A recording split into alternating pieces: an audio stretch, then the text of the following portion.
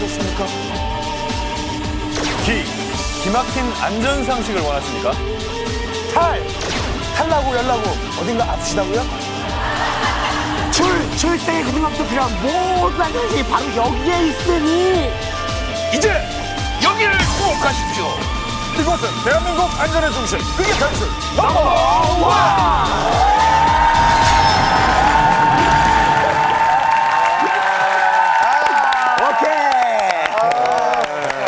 자, 위기 탈출 이렇게 4행시로 시작을 해봤습니다. 원래는 이제 넘버 1까지 넣어서 7행시로 해야 되는데 그렇죠. 넘으로 떨어지는 게 없어요. 넘의 일이 아닙니다. 뭐 이렇게. 자, 넘버 3 김종민 씨가 관람 포인트 하나 던져주십시오. 알겠습니다. 일단은 볼펜 하나를 준비해 주시고요. 그 다음은 수첩을 들고 꼼꼼히 메모하면서 공부하면서 보십시오. 공부 안 하면 저처럼 됩니다. 확 와요. 다시 한 번 외치고 출발하겠습니다. 위기 탈출 넘버 1!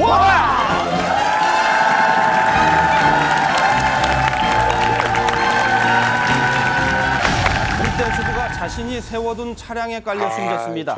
제동 장치를 완전히 채우지 않은 게 화근이었습니다.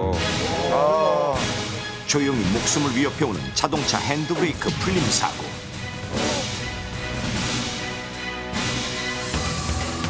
주로 끔찍한 사망사고로 이어지는 경우가 많은 이 사고는 운전자가 기본 원칙을 제대로 지키지 않아 발생하게 되는데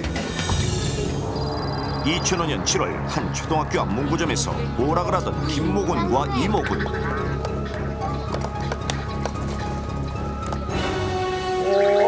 바로 그때 갑자기 들리는 비명소리에 뒤를 돌아보니 트럭이 돌진해 오고 있었습니다. 피할 틈 없이 트럭에 치인 김모군과 이모군은 크게 다쳤으며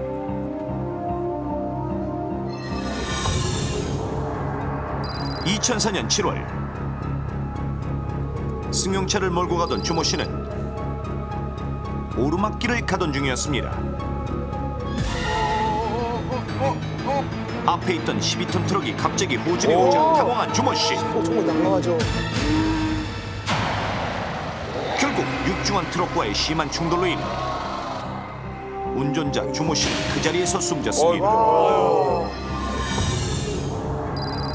또한 2004년 9월 길을 지나가던 김모 씨와 박모 씨는 갑자기요. 와. 옆에서 들이닥친 트럭에 치였고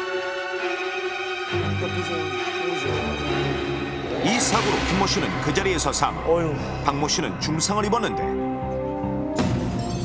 이 세 가지 사례는 모두 핸드브레이크 풀림 현상으로 인한 사고입니다.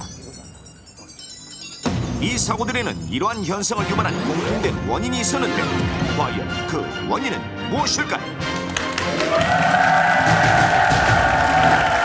자, 운전하시는 분들 아마 경험들이 있으실 텐데 핸드브레이크 풀림 현상을 유발하는 이것은 무엇일까요? 네. 저게 사실 심심치 않게 일어나거든요. 뉴스에 잘 나오죠. 제가 하나 떠오르는 거 있어요. 정말요. 네, 한번 다녀오세요. 그 틀리면 밥 사요. 남자가 이렇게 운전을 하게 되고 옆 조수석에 마음에 드는 여자가 타게 되면 남성의 심리상 멋있어 보이고 싶어 해요. 그렇죠. 여러 가지 방법이 있습니다. 핸들을 한 손으로 운전을 한다든지, 그리고 괜히 뒤로 안 가도 되는데 막 뒤로 좀 이렇게 백 운전을 한다든지 여러 가지가 있는데, 차가 정차했을 때 보여주는 방법 중에 하나가 아까 보셨죠? 핸드브레이크 이렇게 위로 올리는 거. 적당히 아무렇지도 않게 운전하다가 훅딱 올리고 다 이렇게 굳이 안 올리고 바로 한 10초 후면 다시 출발할 텐데도 불구하고 괜히 올렸다가 맞아요. 또 훅딱 하고 풀고 다시 이렇게 하고. 그러니까 쓸데없이 핸드브레이크를 밟았다 풀었다 올렸다 내렸다 헐거워지게 마련입니다. 마모. 네. 너무 많이 써서 헐겁게. 제가 20대 중반 때 많이 했거든요. 사고 왔다. 무지하게 왔다 갔다 했습니다. 당황했어요. 쓸데없이 핸드브레이크를 풀었다 뺐다 한다.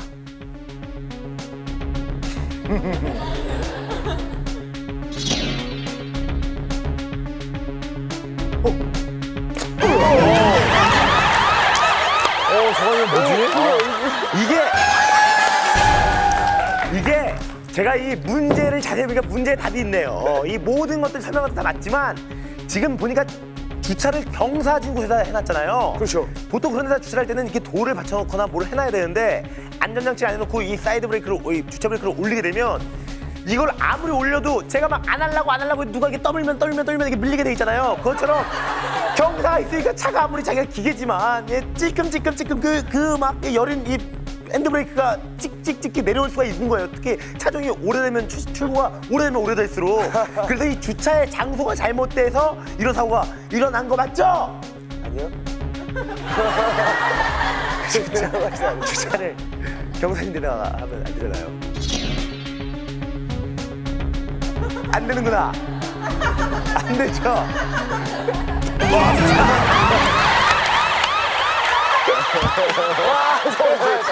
자세가 어땠길래? 최 박사님. 아, 예. 어디 힌트를 좀. 나왔던 차량들이 다 공통점이 있죠. 그거 말씀하셨죠. 트럭이요. 트럭. 네.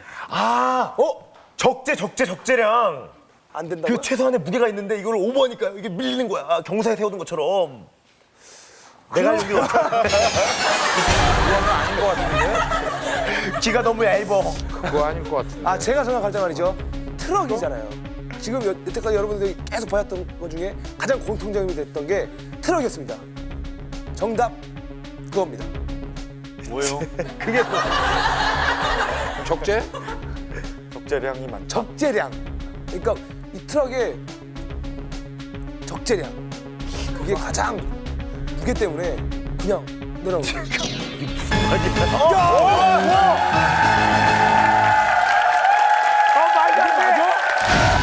위기 탈출 넘버 원.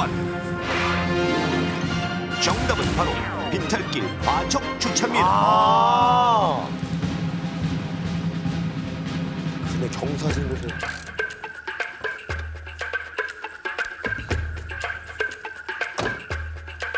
자동차 핸드브레이크 풀림 현상. 이것은 주로 차체가 무거운 트럭에서 많이 발생합니다. 트럭의 종류는 화물 적재량에 따라 1톤, 8톤, 15톤 트럭 등으로 나뉘는데 이러한 트럭들이 허용량을 초과해 너무 많은 짐을 싣고 다니는 것이 문제. 그렇다면 과적 차량이 비탈길 주정차 시에 왜 핸드브레이크가 풀리는 것일까요? 핸드브레이크는 운전석 옆에 있는 레버를 올리면 뒷바퀴와 연결된 케이블이 당겨지면서 마찰력을 이용해 뒷바퀴가 움직이지 못하도록 고정하게 됩니다. 주정차 시 꼭 사용해야 하며 특히 경사가 있는 비탈길에 주차할 때는 그 역할이 더욱 중요한데 비탈길에서 차가 굴러 내려가려는 힘은 빗면의 각도가 높을수록 차가 무거울수록 커집니다. 빈 8톤 트럭이 15도의 비탈길에 서 있을 때 차가 굴러 내려가려는 힘은 소형차 2대가 내리누르는 힘과 맞먹고 여기에 8톤의 물건을 실으면 무려 소형차 4대가 누르는 것과 같은데 게다가 과적까지 하게 된다면 뒷바퀴를 잡고 있는 핸드브레이크에는 당연히 무리가 가게 되는 것. 엄청나구나. 따라서 비탈길에 과적 차량이 주차할 경우 핸드브레이크가 풀릴 확률이 커집니다. 이때 차 안에는 운전자가 없기 때문에 문제가 생겨도 쉽게 제어할 수가 없고 시동이 꺼져 소음도 없으니 행인이나 차량이 눈치채지 못하고 사고를 당하는 경우가 많습니다. 없군요, 진짜. 그럼 핸드브레이크가 풀리면 얼마나 위험한지 실험을 통해 알아보겠습니다. 먼저 1톤 트럭에 1.5톤의 타이어를 실어 과적 상태를 만들고 경력 18년의 베테랑 운전자가 트럭을 운전합니다. 실험 장소는 15도 각도 10m 길이의 상당히 가파른 비탈길. 비탈길 밑에는 안전을 위한 충돌 완충 장치를 마련해 두었습니다. 자, 이제 트럭이 출발합니다.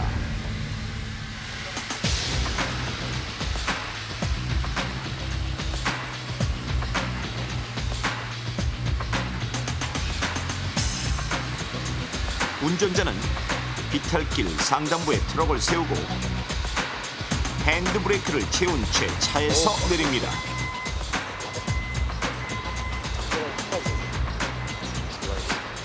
1.5톤 초과한 상태죠. 바로 저게 바로 이겨. 그 순간 주차하자마자 뒤로 살짝 밀리는 트럭. 모두 숨죽이며 트럭을 지켜보는 가운데 약 10초 후 딴 데로 가야죠. 갑자기 움직이기 시작하는 뒷바퀴. 우와, 갑자기 튀었어요. 올라가요. 우와, 너무 무섭다. 우와, 튀어. 10초밖에 안 지났네. 서서히 뒤로 미끄러지던 트럭은 어느새 가속기부터 무서운 속도로 비탈길을 내려오고 우와. 정말 무섭다, 이거. 결국 비탈길 밑에 세워져 있던 마네킹을 치고 마는데 마네킹을 친 트럭은 충돌 완충 장비에 부딪히며 겨우 멈춥니다. 어떡해. 사람 또. 이렇게 산산조각난 마네킹.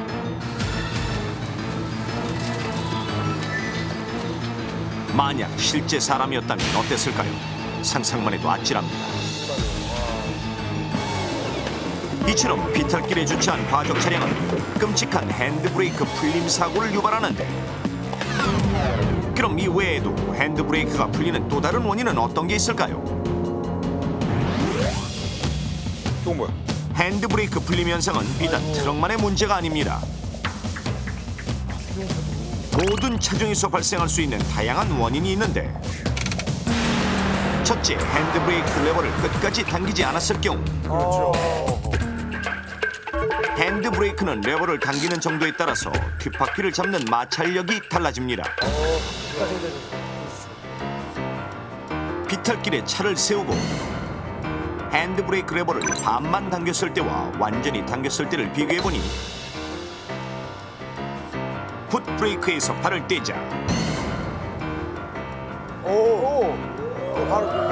레버를 완전히 당긴 차와 달리 레버를 반만 당긴 차는 확연히 뒤로 밀립니다. 그러므로 비탈길에서는 레버를 힘껏 당기는 것이 기본.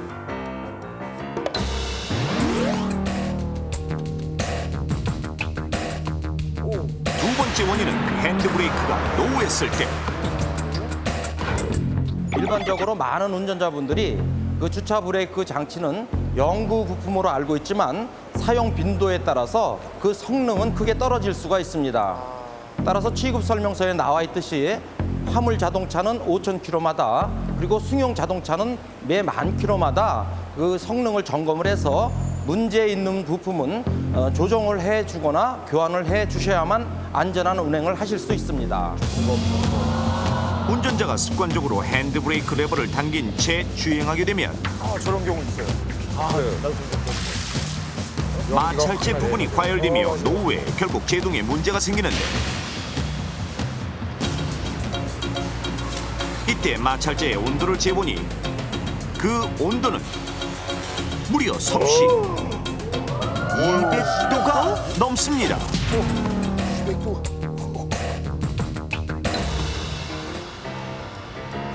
이렇게 노후한 핸드브레이크를 교정 또는 교체하지 않으면 아찔한 사고는 언제든 일어날 수 있습니다. 실제로 2007년 2월 1톤 트럭을 몰고 가던 허모 씨는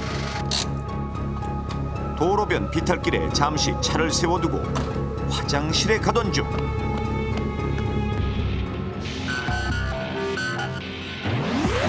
제때 점검하지 않아 느슨해진 케이블 때문에 트럭의 핸드브레이크가 풀렸습니다.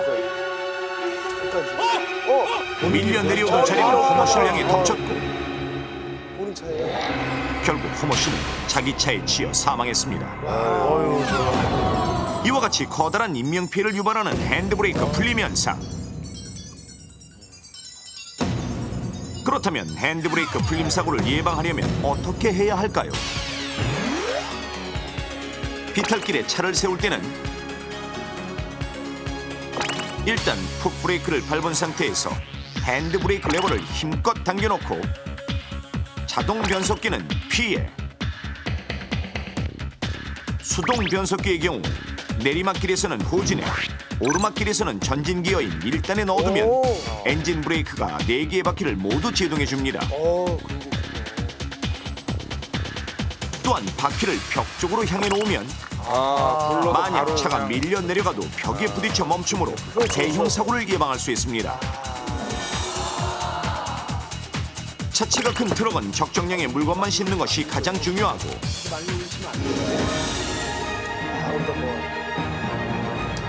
주차 시에는 바퀴에 고인목이나 벽돌을 그어놓는 것이 안전합니다.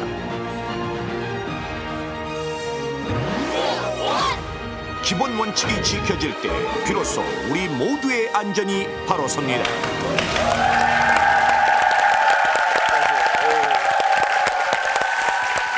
이참 주차할 때 정말 조심해야겠다는 생각이 듭니다. 여러분은 어떠세요? 평소에 어떻게 주차하세요? 가끔 이제 저런 경험은 있어요. 지금 핸드브레이크를 안 풀고 운행하다가 빵빵 옆 사람이 그러면서 뒤에 연기 난다고. 저도 그런 적 있어요. 진짜로. 그래서 연기 푹푹 피어올리면서 간 적이 있죠. 그렇게 됐을 때 또 그거를 말면 안 되고 그러면 가서 점검 받아야죠. 그렇죠. 이 핸드브레이크라는 게 뒷바퀴 2개를 잡아주는 거거든요. 예. 그러니까 잘 아시는 그 라이닝이라는 거 있지 않습니까? 예. 이게 지금 물고 있기 때문에 주행 상태에서 이게 계속 돌아가게 되면 라이닝하고 그 타이어하고 계속 마모가 생기면서 열이 발생하게 됩니다. 극한 상황에서는 이게 차량 화재로까지 발전을 하기 때문에 상당히 위험한 거예요. 그리고 여자가 옆에 타면 이게 멋있다니까. 익 하고 올리면. 보시는 것은 어느 지하 주차장에서 실제 일어났던 사건 당시를 담은 CCTV 화면. 차량의 배기구를 통해 심한 연기가 새 나오는가 싶더니 뭐야, 이거 뭐야, 저 뭐야. 왼쪽에 있는 거? 곧이어 불똥이 튀고 잠시 후 불똥은 어느새 불길로 커지는데 뭐야, 그냥 서 있었던 차 아니에요? 맞아요. 그러더니 어느새 차체를 뒤덮는 불길 걷잡을 수 없이 먼저 옆에 있던 차량에까지 옮겨붙습니다. 그런데 불이 나기 직전 기둥 뒤에 가려진 차량 안에서는 분명 탑승자가 화재 원인이 된 어떤 행동을 했으니 안에 사람 있는 거예요? 그렇다면 이 사고의 원인이 된 행동은 무엇이었을까요?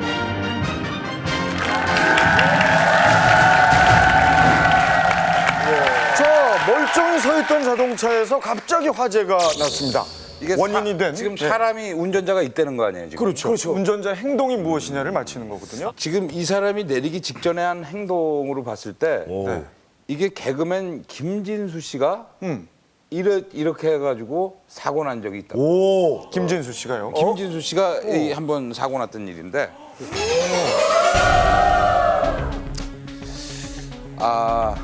운전자가 말이죠. 이 차를 대놓고 시동을 건 채로 그 지하주차장에서 잠이 든 거예요. 잠이 들었는데 이 잠이 들었으니까 그 엑셀레이터를 계속 밟고선 잠이 들었던 거예요. 이거다. 그래서 그게 공회전이 계속 되면서 그게 가열된 거죠. 그래서 이 사람이 계속 밟고 있다가 타는 냄새가 나서 나오게 되고 그 뒤에 엔진이 과열되면서 불이 난 거죠. 예, 요건 이제 저 개그맨 김진수 씨가 벌였던 그 실화입니다. 그래서 거기서 힌트를 얻었습니다. 예. 죄송하지만 아닌 것 같은데. 가만 있어. 이거 들고 있을 때 뒤에서 뭐 아닌 것 같다는 둥 그런 얘기 중얼중얼거리면은 이거 들고 있는 사람 얼마나 불안한지 알아요? 맞아요. 그래도 아닌 것 같아요. 무의식주가 밟은 악셀레이터로 인한 과열, 엔진 과열.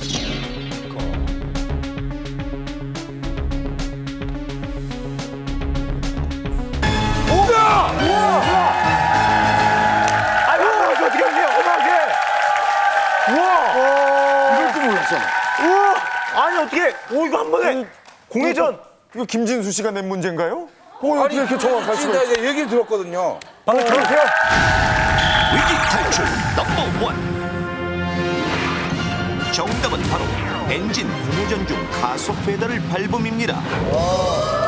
주차장에 세워져 있던 차량은 분명 엔진이 공회전 중이었고 이 상태에서 탑승자가 가속 페달을 밟아 엔진이 과열, 차량 화재가 발생했다는 것. 그런데 이 사건 외에도 세워진 차에서 엔진이 공회전 중 차량 화재가 발생하는 경우가 비일비재한데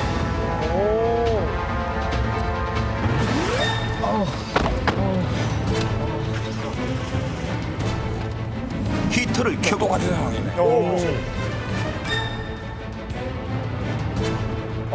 하네. 차 안에서 잠을 자던 중 자신도 모르게 가속 페달을 밟아 엔진 과열로 화재 발생, 2명이 사망한 사건. 친구들과 술을 마시고 헤어진 정모 씨. 피곤하면 잘 자잖아요. 저러면서 발벗대는 거예요. 네. 와. 시동을 켜고 추우니까.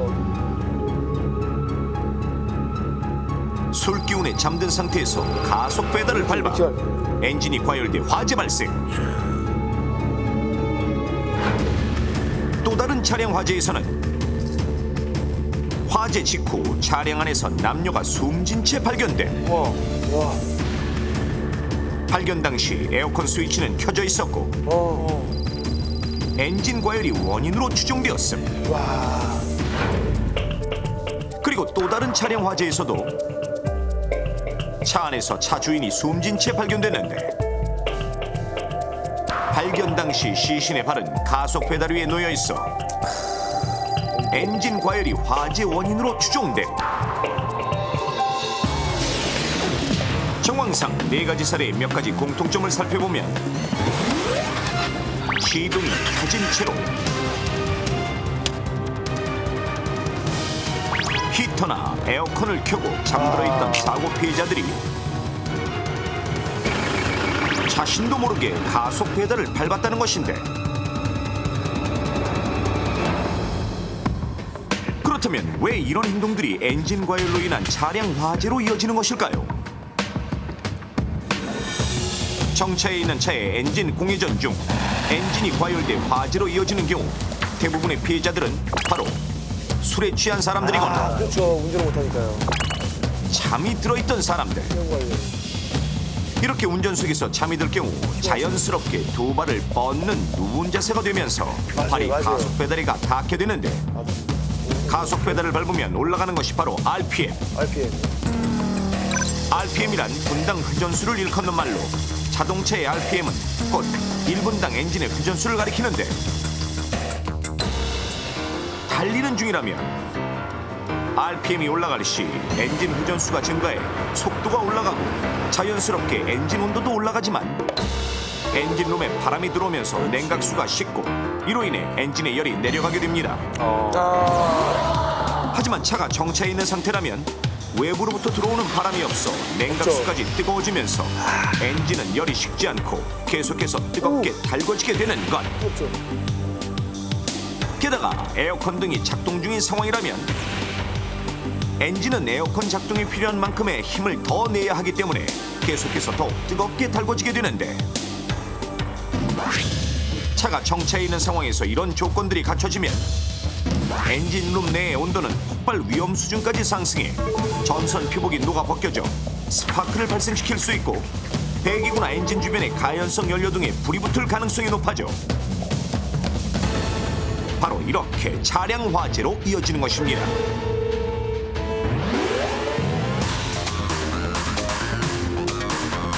그렇다면 실제로 차량 화재는 얼마나 쉽게 발생할까요? 실험을 통해 알아보겠습니다.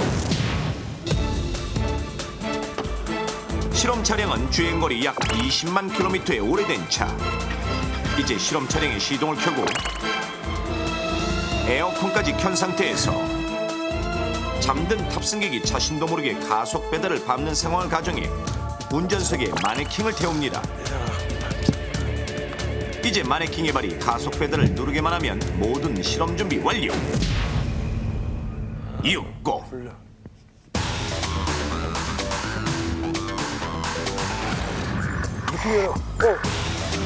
실험 시작. 잘 때는 안 들리죠. 가속 페달이 눌린 상태로 계속해서 운전 중인 실험 차량. 겉으로 봐선 별다른 이상이 없어 보이지만 열감지 카메라를 통해 살펴보니 본입 부위의 온도는 섭씨 약 50도. 약 10분이 지난 시점. 본입 부위의 온도는 섭씨 약 80도까지 상승하고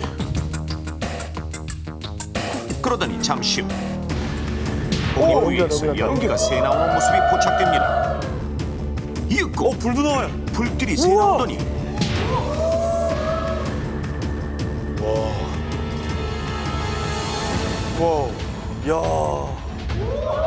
전면이 온통 연기와 불에 휩싸인 실험 차량. 모르죠, 이제 운전석 안까지 화재가 확산되고 자면서 유독가스에 벌써 질식되는 거죠.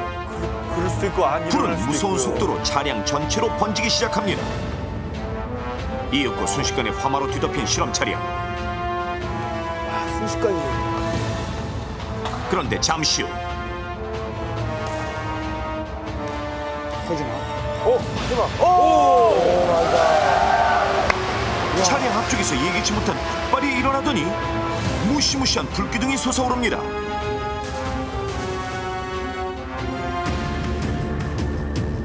이렇게 해서 실험 시작 순간부터 채 30분이 지나기도 전에 모두 타버리고만 실험 차량. 30분도 안 돼서 30분 정도는 충분히 자죠. 아무것도 모르고. 그럼요. 자동차 안에는 가연성 연료가 가득하고 전기 배선들이 거미줄처럼 얽힌 데다가 엔진은 작동 원리상 늘 스파크를 일으키고 있기 때문에 자동차는 화재가 발생하기에 최적의 조건. 그렇기 때문에 한번 화재가 발생하면 이렇듯 쉽게 불이 확산되고 타버리는 것입니다.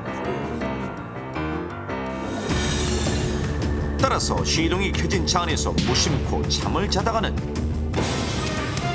언제 어느 순간 내 차는 물론 나의 생명까지도 위협받을지 모를 일.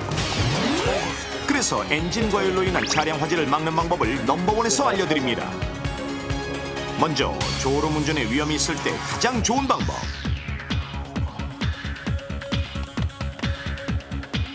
서늘한 그늘 밑에 차를 세운 다음 시동을 끄고 창문을 열어놓은 상태에서 잠시 눈을 붙이십시오. 다리 위로 올리고. 만약 주행 중이라도 차량 온도계에 지침이 올라가거나 보닛 안쪽에서 수증기가 올라오거나 차 안에서 달콤한 냄새가 난다면 엔진이 과열됐을 가능성이 높으므로 빨리. 즉시 차를 갓길이나 나무 그늘 같은 곳에 세우고 에어컨을 끄고 시동을 끈 다음 점검을 받아야 합니다.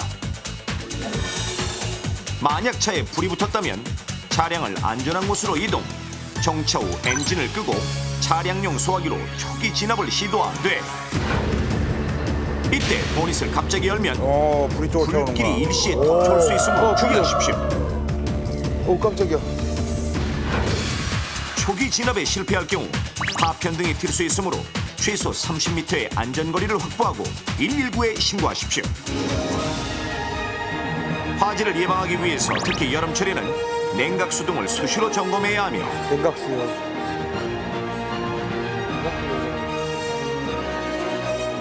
주 정차 시에는 창문을 약간 내려 환기를 시키고 실내 온도의 급상승도 예방하십시오.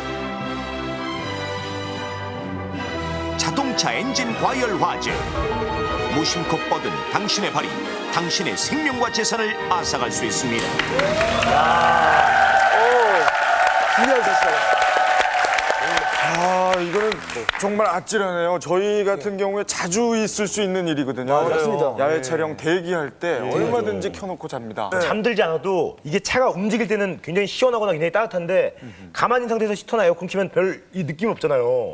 그래서 일부러 저는 공회전을 막 하고 그랬는데 이것도 굉장히 위험한 거예요. 그거 굉장히 위험한 거였어요. 그냥 나 그냥 이게 발전기 돌린다는 생각에 그냥 계속 그거 안 돼요. 날 태워버릴 뻔한 거야. 그게 큰일 난 거야.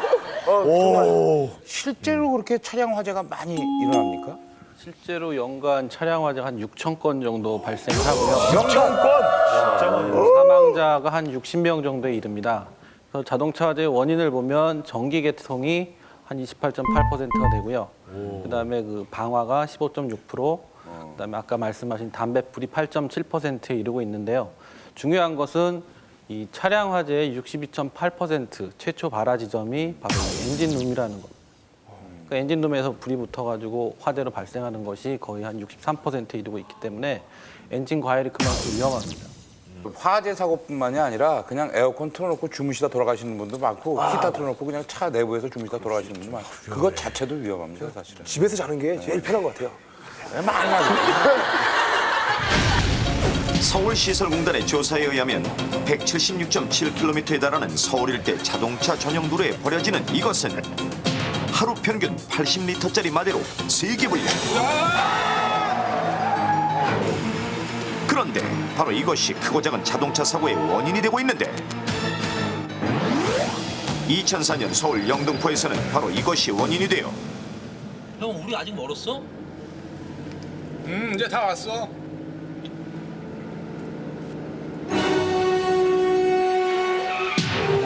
화물 트럭이 중앙선을 침범. 마주오던 승합차와 부딪혀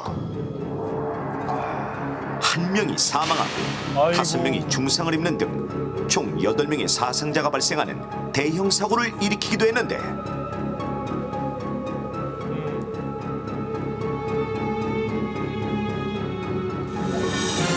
그렇다면 수많은 사고의 원인이 되며 서울에서만 하루 평균 80리터짜리 마대 3개 분량이 버려지는 이것은 무엇일까요?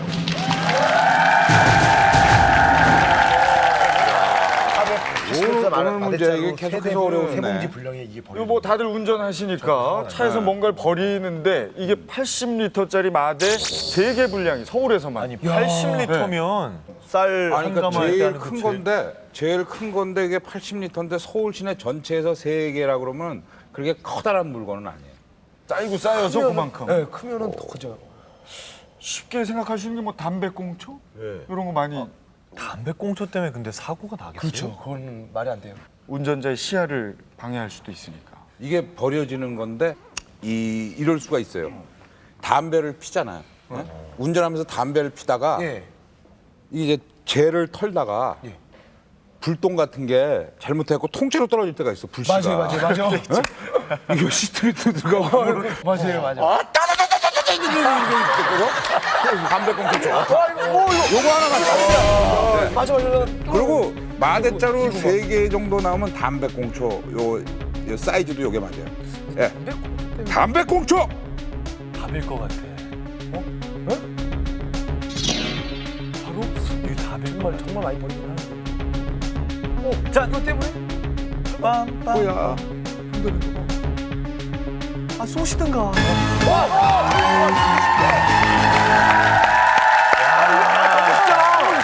한 방에. 아유, 제가 이렇게 슬쩍 던진 건데 그걸 주워 드세요? 여기가 휴식이라고 깍새가 있어, 깍새가.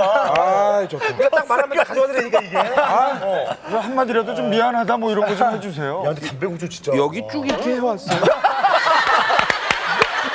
이런 식으로 해온 지 한 2년 됐어. 그것 때문에 사고가 나네. 자, 어느 정도인지 일단 정답 한번 보겠습니다. 그래, 위험해. 위기 탈출 넘버 1. 정답은 바로 담배꽁초입니다. 2004년 발생한 화물 트럭 중앙선 침범 사고의 경우 운전자가 무심코 창밖으로 버린 담배꽁초가 다시 차 안으로 들어와 운전자의 옷에 불이 붙었는데 그 와중에 전방 주시 의무를 소홀히 그만 마주오던 승합차와 부딪혀 대형 사고를 일으키고 만 것. 이렇듯 무심코 창밖으로 버려진 담배꽁초는 던지는 사람들 정말 미워요. 날씨가 건조할 때는 산불의 원인이 되고 아, 맞아요. 도로 위에서도 크고 작은 사고의 원인이 되는데 자기 차 뒷자리로 들어가요. 그렇다면 운전 중 담배꽁초를 창밖으로 버리는 운전자는 실제로 어느 정도나 될까요? 많죠. 넘버원 제작진이 여의도 일대 도로에서 운전자들의 모습을 관찰한 결과 에이, 얄미워.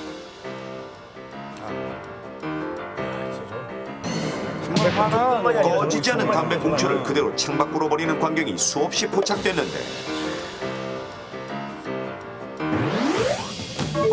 실제로 도로에서 수거한 80리터짜리 마대 하나 분량의 쓰레기를 살펴보니 담배꽁초의 양이 엄청납니다. 그렇다면 이렇게 무심코 버려진 담배꽁초가 어떻게 사고로 이어지는 것일까요? 자, 지금부터 실험을 통해 알아보겠습니다. 실험에는 운전 경력 15년의 스턴트맨과 실험맨이 참여합니다. 준비된 담배꽁초는 총 100개. 약 200m의 도로 구간을 시속 60km로 달리면서 총 100개의 담배꽁초를 차창 밖으로 버리되 실험 차량의 뒤를 트럭이 쫓아갑니다. 실험 시작. 100개를 버린다고? 잠시 후 시속 60km에 도달하고 조수석의 실험맨이 담배꽁초를 하나씩 차창 밖으로 버리기 시작합니다. 저렇게들 버리죠. 그렇죠. 평상시에도. 담배 태우시다가 저렇게. 이윽고 총 100개의 담배꽁초를 모두 던지고 도착 지점에 들어오는 실험 차량과 트럭. 과연 창밖으로 던진 담배꽁초들은 어떻게 됐을까요? 먼저 3명의 실험맨들이 도로에 떨어진 담배꽁초들을 모두 주워 세보니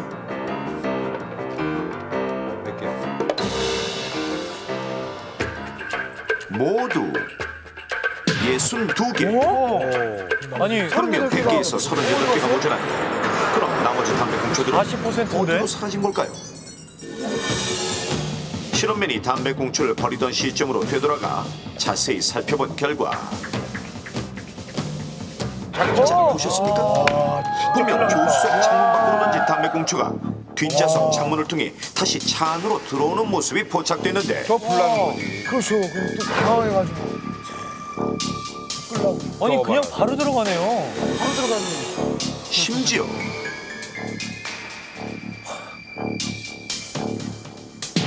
세 개의 담배꽁초가 연달아 뒷좌석으로 다시 들어가기도 합니다. 뭐 노리고 던진 것 같아요. 네. 와.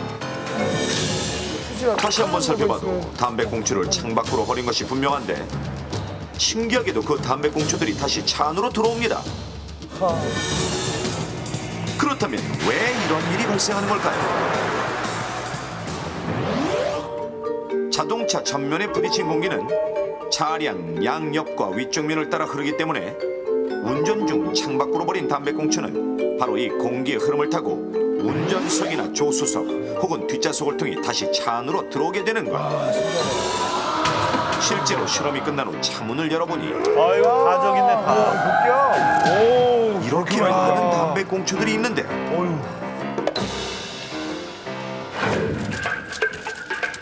차 안을 샅샅이 뒤져 담배꽁초들을 모두 모은 결과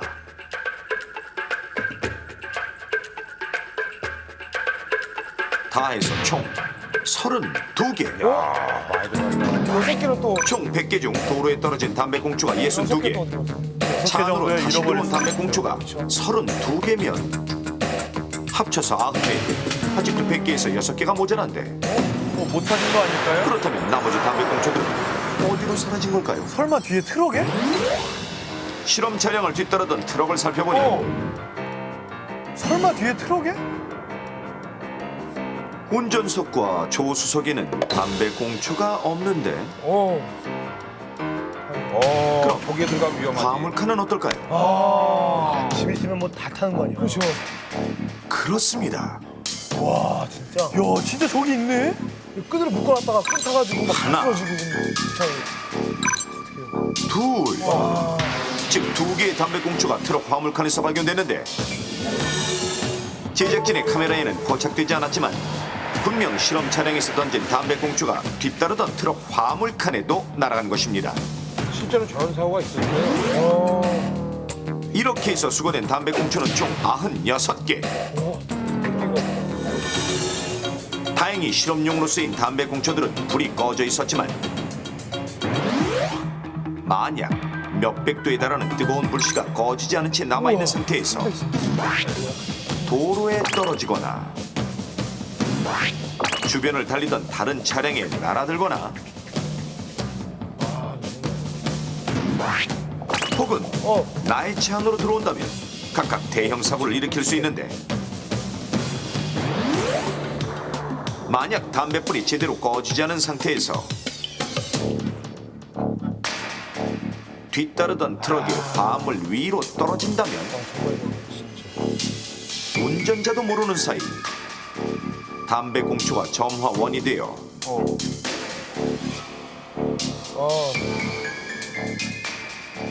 결국 차량 화재 등으로 이어질 수 있는 것. 차에 옮기고 그러면 폭력까지. 실제로 도로에서 버려진 담배꽁초로 인해 대형 트럭에 싣고 있던 압축 천연 가스통에 불이 붙어 약 100여 개의 가스통이 연쇄 폭발한 사건이 있었습니다. 또한 꺼지지 않은 담배꽁초가 운전석으로 다시 들어왔을 때는 운전자가 허둥대는 와중에 대형 사고가 발생할 수 있으며 브레이크가 가야 되는데 그거 끄느라고 못 밟고요. 뒷좌석으로 다시 들어왔을 때도 운전자가 눈치채지 못하는 와중에 차량 화재를 일으킬 수 있는데 실제로 이 작은 담배꽁초가 차 한 대를 전소시킬 수 있는지 넘버원에서 실험해봤습니다. 차가 달릴 때와 비슷하게 맞바람이 불도록 차 앞에 강풍기를 설치하고 만약의 상황에 대비해 실험 현장에는 소방차가 대기 중. 이윽고 실험 시작. 자, 과연 어떻게 될까요? 아직까지는 담배 연기만 날 뿐 별다른 이상은 없어 보입니다. 겉으로 보기에도 아무런 변화가 없는 실험 차량. 그런데 잠시 후 차 밖으로 연기가 새어나오는데 차 뒷좌석을 자세히 살펴보니 어느새 불이 번지기 시작. 담배꽁초 하나. 그러더니 차 안 가득 연기가 퍼지고 불길은 이제 걷잡을 수 없이 번지기 시작하더니 이윽고 불길이 차량을 온통 뒤덮었습니다. 와. 정말 절망이네요. 이렇게 해서 결국 담배꽁초 하나가 차 한 대를 전부 태우고 말았는데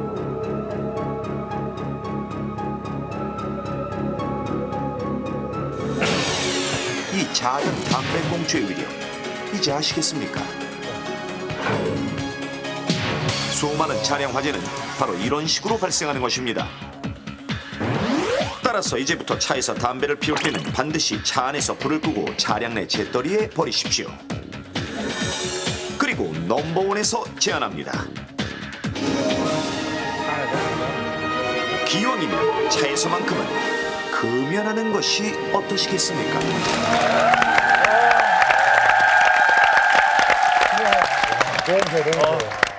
아, 깜짝 놀랐습니다. 예. 아니 담배 하시죠? 담배 그 차에서 운전하시다가 저런 적 있으세요? 아, 예, 가끔 예전에 그런 적이 있었어요. 근데 절대 해서는 안 돼요. 제일 얄미운 경우가 왜 자기 차 냄새 난다고 재떨이엔 동전 넣어놓고 밖에 버리는 경우 있죠. 특히 이제 밤에 저는 이제 일산 사니까 자유로를 가잖아요. 그러면 이 자유로는 이제 신호가 없으니까 생생 달리는데 그런 데서 밖에다가 이 담배꽁초를 밤이면 말이지 불꽃놀이 하듯이 확확 일어나면서 뒤로 나가거든요. 맞아요. 그거 보면은 같이 가다 정말 쫓아가서 욕해주고 싶을 때가 있어요. 너무 화가 날 때가 있어요. 정말 그런 거는. 네. 자, 계속해서 다음 문제 풀겠습니다. 문제 주세요. 상쾌한 아침. 드라이브하는구나. 오늘도 여느 때와 같이 출근을 하기 위해 차에 타는 김 씨. 안전벨트를 메고 출발을 하려는데 아니 잠깐. 지금 이곳에는 매우 잘못되어 있는 만약 사고가 날 경우 운전자를 위협할 수 있는 5가지가 숨어 있습니다. 이것들은 운전자들이 별거 아니라고 생각하는 것 중 사고를 유발하는 대표적인 것. 그렇다면 사고가 날 경우 탑승자에게 상해를 입힐 위험이 있는 이 5가지는 과연 무엇일까요?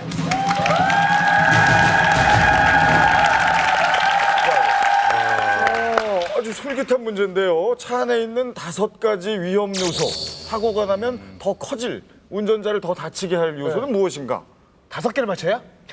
하나도 힘든 우리가 5개를 나눠서 맞춰야 돼. 나눠서 우리 어떻게 우리가 다 5개를 맞춰? 그러면 이렇게 합시다. 내가 이 위기 탈출 넘버는 터질 때가 많이 있으니까 내가 센 거 하나 내가 골라서 하나 찍어놓고. 저도 3가지는 본 것 같아요. 자기가 또 제일 쉬운 거 먼저 하시려고 하시는 거 아니에요, 형님? 아니. 여러분이 생각 못하는 거 내가 하나 자, 오늘, 점잖게. 특별히 하나씩만 맞춰도 계속 아, 정답인 그럼 걸로. 하나만 예. 점잖게 맞추고. 그럼 저 예약, 저 형님 다음 예약. 아, 나도 하나 봤는데. 쉬운 거 하실 것 같아. 3가지 본 것 같아요. 운전자 머리 뒤에 있는 머리 받침 있죠, 헤드레스트라는 거. 그거는 머리 위로 머리가 7cm 아래 정도에 위치해야지 안전하거든요. 그 헤드레스트의 위치가 굉장히 중요합니다. 예. 감사합니다.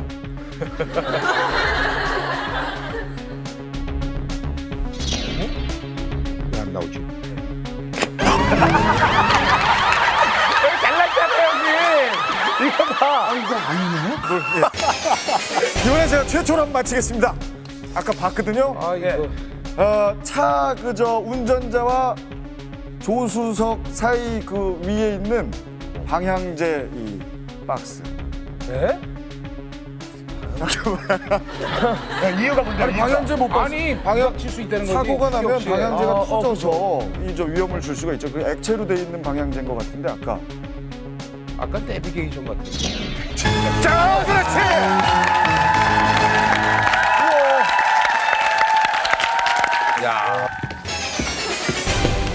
안녕하세요. 예. 핸들에 이 뭐랄까 회전을 용이하게 하기 위해서 보조 장치를 딱 껴요. 남자분들이 많이 이렇게 하시는데 한 손 운전에 익숙하신 분들이 특히 이 핸들을 이렇게 두 손이나 한 손으로 이렇게 돌리기 힘드니까 잡고 돌릴 수 있는 보조 기구를 놔두는데 사고 시에 이게 강한 충격 줄 수가 있거든요. 바로 그 보조 기구 이거 스틱. 그거 없었는데. 핸들 위에 스틱이 하나 붙어 있었는데. 그래? 있었나요? 예. 제가 못 봤어요. 따단 딴따단딴.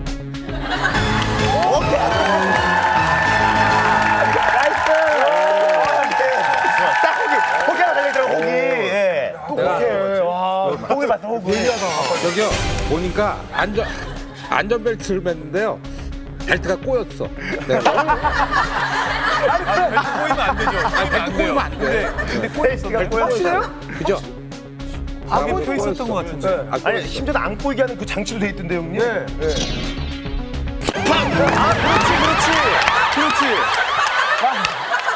심지어 안전장치가 돼 있었어요. 네. 그거 하잖아요. 맞아. 나온 길에 그 벨트 그 더 늘어나지 않게 맞아, 이거 하는 맞아. 거 크립이라고 그러나 그거? 예 맞아.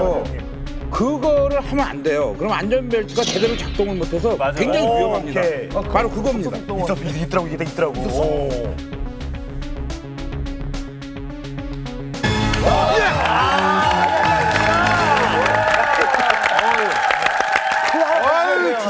얻어 올리셨어. 지금 3개 맞힌 거죠. 2개만 더 맞히면 됩니다. 이제부터는 좀 어려울 텐데 제가 한 가지는 지금 떠올랐어요. 이거는 우리나라의 대부분의 차가 하고 있어요. 하지만 이게 이런 위험이 있는지는 정말 몰랐을 거예요. 대부분 하고 있다고요? 진짜 대부분 하고. 간과하고 있는 게 맨 처음에 차 외형을 딱 보여줬다고. 맞아. 근데 우리가 그 사람 타는 것만 생각하고 외형을 한번 생각해 봐. 그 외형 얘기입니다. 오늘 기억이 안 나. 외형이 있어. 나 알았는데. 잠깐만. 그래. 잠깐만. 보내. 잠깐만. 잡아. 보자고. 정말. 어디 보자고. 안 지금. 보자고. 기다려봐. 기다려보자고. 아유, 뭘 하면 쭉 앉아서 보자고. 뭘 하나. 빼주고 딱 가요. 매주 이러잖아요. 매주. 몰라. 남이 나가니까 알아. 그럼 얄미울 때가 있어요, 형님. 보자고, 어디. 결과를 보자고. 뭐야. 반전을 보여드리겠습니다. 뭐야. 너 지금 이 위기를 탈출하고 싶지? 얘기해봐요. 차 그 차 보면요 개조를 해요. 뭘 개조했는데? 일명 튜닝이라고 한답니다. 그 뭘 개조했더냐고. 그 승합차 보면은 앞에 쇠봉같이 이렇게 범퍼라고 그러죠. 저기 저 제작진에서 연락이 왔는데 네. 차 내부에 다 있대. 그러니까 이거 밀가루 한 병 맞고 들어와요. 우리 갑니다. 예, 수고하세요. 맞고 와요. 덕분에.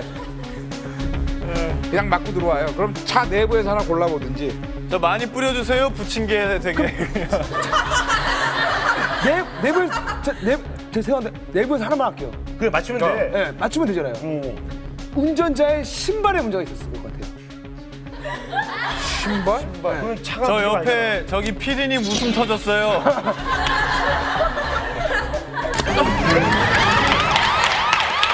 신발은 나오지도 않았는데. 아니라. 왔다 자꾸 온다 오늘 자꾸 와 미치겠다 오늘. 오 오늘 성능 좋아요. 지금. 이게 차량 운전하시는 분들이 이 오해하실 때가 많은데 안전운전을 하려고 그러면 뒤에를 잘 봐야 되잖아요. 그래서 이 안에 있는 룸미러 이거를 원래 부착돼 있는 이 룸미러 사이즈보다 큰 거를 붙일 때가 많아요. 시야를 확보하려고. 그런 거 같아.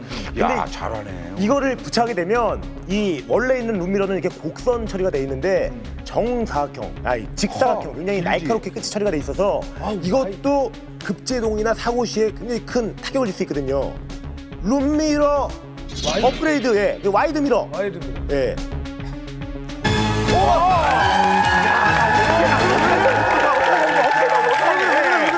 이게 맞고요. 예. 아니 근데 와이드 미러가 위험한 거였어요?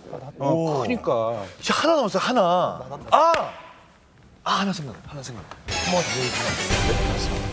하나가 뭐냐면 그 처음에 계기판을 보여주는데 기름이 거의 없었어요. 아니 근데 진짜 이게 왜냐면 그럼 정말 위험하죠. 기름이 떨어져 보는 사람은 아는데 짧은 어떻게 보셨어? 제가 고속도로에서 한번 기름이 떨어서 차가 섰던 적이 있어요. 아니 아나운서 시험을 본 거야. 선착순으로 본 거야. 기름이 떨어졌대네.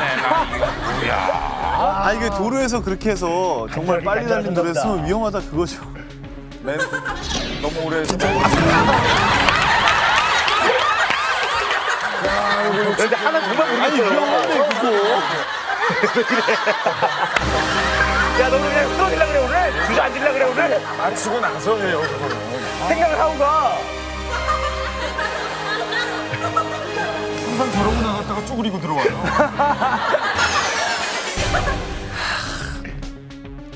저는 확실히 제 명예를 걸고 말씀드리겠습니다. 이번에 맞출 수 있습니다. 자신 있습니다. 너 명예가 없잖아. 뭘 하겠다는 거야? 다운 명예가 없잖아. 조금 남아있는 거 여기 나가는 거죠. 계속 들려놓고. 의자 밑에 그분이 있었던 거 여러분들 캐치하실지 모르겠습니다만 말을 좀 똑바로. 뭐가 있었어? 뭐가? 그 밑에 방석을 깔아놨다 했습니다. 방송이요? 이 방석이 만약 급브레이크를 받게 되면은 앞으로 밀려나가는 거죠. 오! 저거 말 된다. 맞다. 오, 맞아. 아까 대나무 방송이었어. 네, 그게 굉장히 미끄럽거든요. 정답 방석. 방석? 난 다 걸었어야 되고 명예까지. 맞아? 맞나 보다. 야, 이거 다 맞히는 거야 그러면 이거 맞히면 종이가 맞히면. 제발!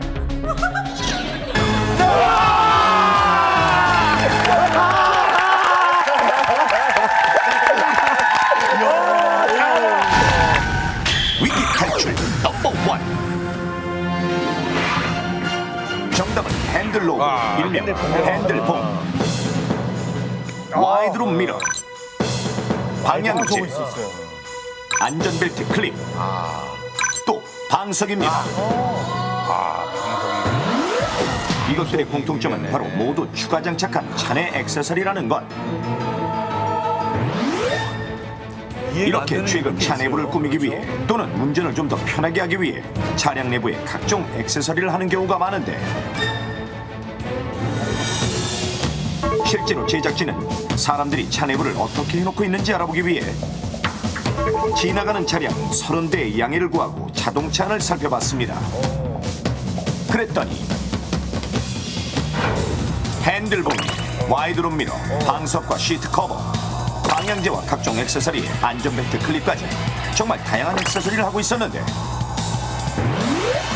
이런 액세서리 왜 하신 거죠?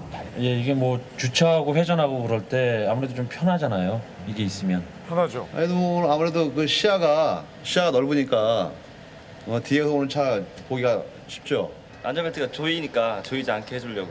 공기가 좀 탁하고 그래가지고 이제 좀 향을 좀 내려고 한 거죠. 의도는 다 좋은데.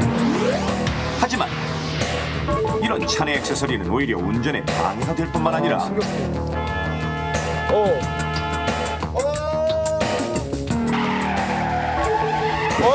사고 시 치명적인 영향을 미치는 흉기로 돌변할 수 있는데 대체 왜 위험한 것일까요? 먼저 이미 많은 운전자가 사용하고 있는 핸들로브, 일명 핸들봉. 이 핸들봉은 안전이 검증되지 않은 제품으로 만약 사고가 날 경우 엄청난 속도로 튕겨나가는 상체와 충돌할 위험이 있습니다. 만약 이 핸들봉이 운전자의 눈에 부딪히면 바로 심장으로 이어지고 어유 저건 가슴과 부딪히면 심장이나 폐를 다치게 되는 것입니다. 다음은 와이드룸 미러. 와이드 미러네 정확하게. 저건 왜 위험한 거예요? 룸미러의 크기와 모서리 부분은 안전법규 사항으로 정해져 있을 정도로 안전과 밀접한 관계가 있는데 이런 와이드룸 미러는 대부분 길고 끝이 날카롭게 되어 있어 급정거나 작은 충돌 사고에서도 머리를 부딪혀 다칠 위험이 큽니다.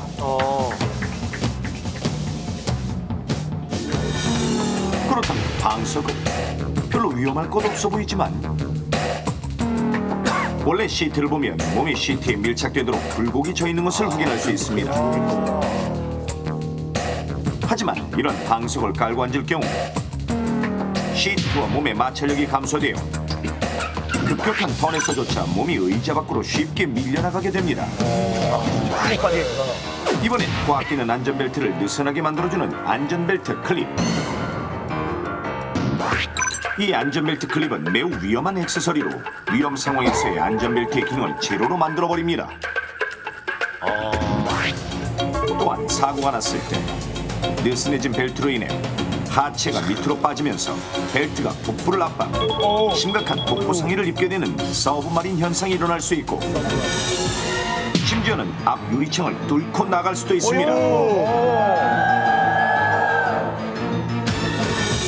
마지막으로 차 안에 하나씩은 비치해놓고 있는 방향제. 이런 향수나 방향제는 대부분 유리로 되어 있어 충돌 시 깨지거나 할 경우 머리나 눈 등에 치명적인 부상을 입힐 위험이 있습니다. 그렇다면 실제로 이런 액세서리를 하는 것이 얼마나 위험한지 보험 개발원 자동차 기술 연구소의 도움을 받아 실험해봤습니다. 먼저 차 안에 아무런 액세서리를 하지 않고 안전벨트를 착용한 상태에서의 충돌 사고 실험.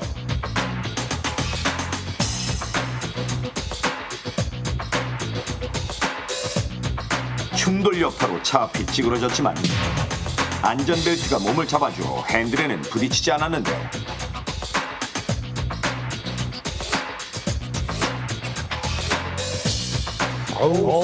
살짝 상해치를 확인해본 결과 337.8로 경상에 그치는 상해를 입었습니다.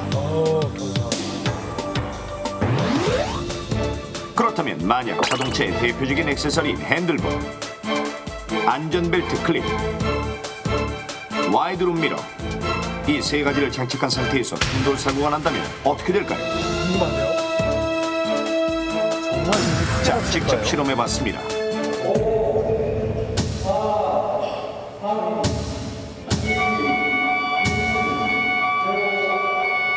실험 시작.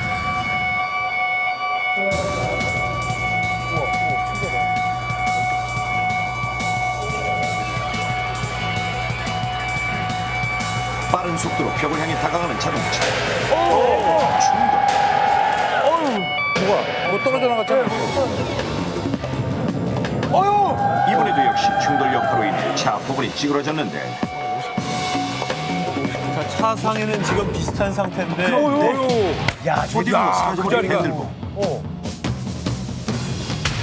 대체 어떻게 된 것일까요? 와, 핸들 초고속 카메라로 확인해보니 충돌 순간 제대로 봤네 그냥. 핸들봉에 얼굴을 부딪힌 더미. 안전벨트를 했음에도 불구하고 몸이 앞으로 심하게 튕겨져 나오면서 핸들봉에 얼굴을 부딪히는 충격적인 모습. 야 저게 이렇게 휘네.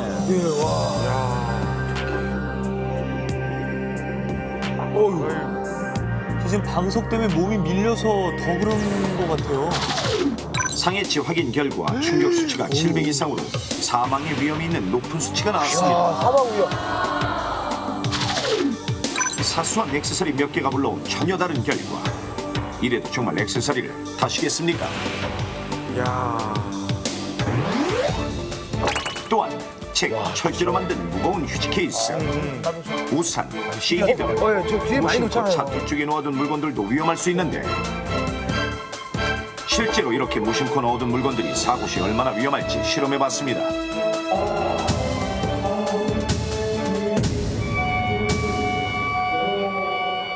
실험 시작.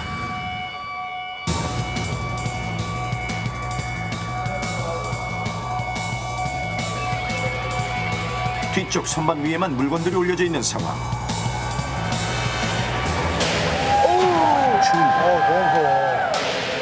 뒷사람이 충돌 순간 앞쪽으로 날아온 물건들.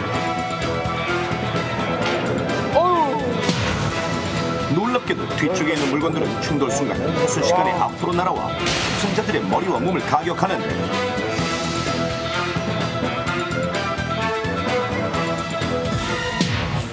엄청난 속도로 자동차 내부에 이리저리 부딪히는 물건들.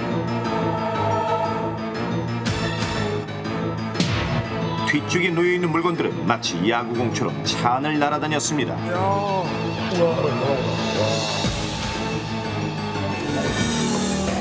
자동차 밖으로 멀리 튕겨나가기까지 한 물건들. 게다가 차 안은 아수라장이 되어버렸는데 책 같은 걸 정말 처참합니다. 날카롭잖아요. 차 내부에 물건을 그냥 방치할 수 있을 경우 만약 50km의 속도로 충돌했을 때 차량은 거의 정지하더라도 뒤쪽에 있는 물건은 계속 50km로 운동하기 때문에 2km에 불과한 책이라도 40km의 충돌력으로 마치 미사일처럼 치명적인 영향을 미치게 됩니다. 실제로 미국의 필라델피아 어린이 병원의 조사 결과에 따르면 뒤쪽에 있는 물건으로 인해 부상당한 어린이가 12,513명 중 3,000명에 달한다고 하니 반드시 주의를 기해야겠습니다. 4분의 1이네요. 실제로 2006년 5월 경기도 의정부시에서 30대 이모 씨는 회사 앞을 가던 중 후방 추돌 사고를 당했는데 경미한 사고였지만 와이드 룸미러의 모서리 부분에 머리를 부딪혀 이마부터 눈까지 찢어지는 상해를 입었습니다. 얼마나 놀랐을까. 또 2005년 10월 한 여성은 졸음운전을 하다가 가드레일을 들이받았는데 충돌 순간 뒤쪽에 놓고 다니던 철제 휴지 케이스가 날아와 머리를 강타해 숨을 진 안타까운 사례도 있었습니다. 사망? 이러한 사고를 막기 위해서는 핸들봉, 와이드 룸미러, 안전벨트 클립 등 불필요한 액세서리는 여러분의 안전을 위해 절대 장착하지 마십시오.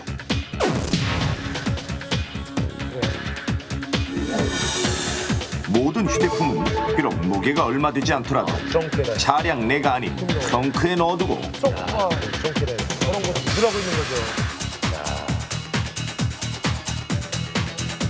그물망등을 이용해 고정시켜 놓는 것이 좋습니다.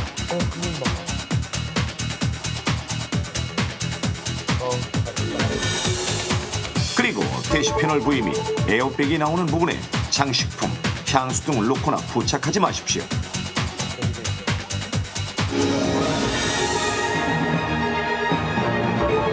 차 안 액세서리, 그것은 운전 편의를 위한 액세서리가 아닌 살인 무기입니다.